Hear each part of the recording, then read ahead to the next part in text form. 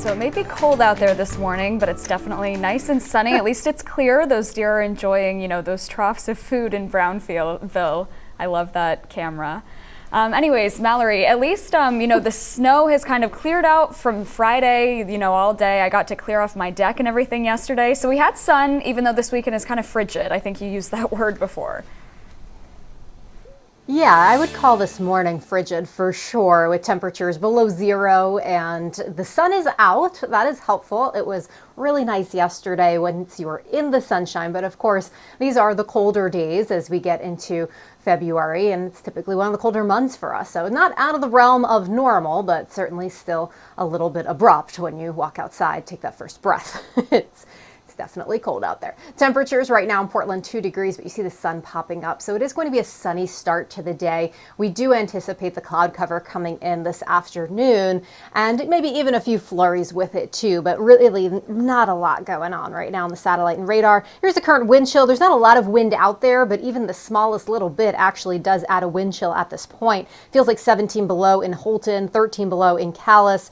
Feels like 10 below in Lewiston, 9 below in Rangeley. These are not far from the actual temperatures, but again, even just that 5-mile-per-hour breeze does start to make it feel a bit colder. So over the next couple of hours, I'd say by midday, you're going to start to notice those clouds coming in, first at the coast. You're also noticing right along the coast that we get these few little pop-ups of light snow or flurries. That's because we do have this energy coming in from the coast itself, so it's coming onshore, and occasionally when we bring air from water to land, there's a little bit of friction. It causes some rising air, and that could bring some snowflakes as well. Now, these would not be anything major, but if you do see some flakes flying around by 3 o'clock this afternoon, nothing to really be concerned about. It's just from that cloud cover increasing and the moisture of the Atlantic and all those fun scientific details coming into play. So we will have some flakes flying around today and into tomorrow morning. It's really tomorrow afternoon that we start to watch this next system. You kind of start to see that feed of moisture coming from the south with all those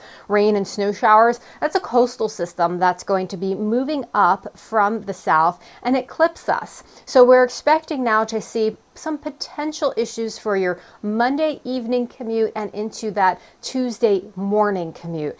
At the coastline, initially, we'll probably start out as a little bit of some snow, but it will likely change during the overnight as that low gets closer and we introduce some warmer air. I think this particular model is a little bit too far inland with that rain snow line. I think it'll be more about that Sebago Lake area, heading up through south of Augusta and then maybe crossing through Bangor. So I like its positioning in eastern Maine, not so much into western Maine. I think the cold air is going to hold on a little bit harder, especially with all the snowpack in the area. We are expecting this system to hang with us through Tuesday morning, and it could be impactful, like I said, to that Tuesday morning commute, especially inland, and then it's actually gone by midday Tuesday. So it's the Monday evening commute, Tuesday morning commute that we're keeping our eyes on. On the water today, seas at 2 to 4 feet, gusts to 20 knots, and we are expecting that Monday, Tuesday system to really be the only one we're concerned about right now. The rest of the week is pretty quiet. We'll have some snow showers come in Friday with that cooling air mass, but otherwise I would just keep our eyes peeled toward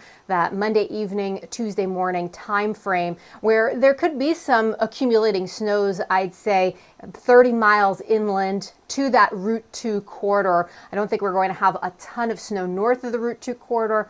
It's a little moisture starved, this particular system, so there's going to be some sweet spots to watch for with this one. But of course, we'll keep you updated on it. Just keep that in mind, though, that Monday evening commute, Tuesday morning commute could be impacted by some more wintry weather.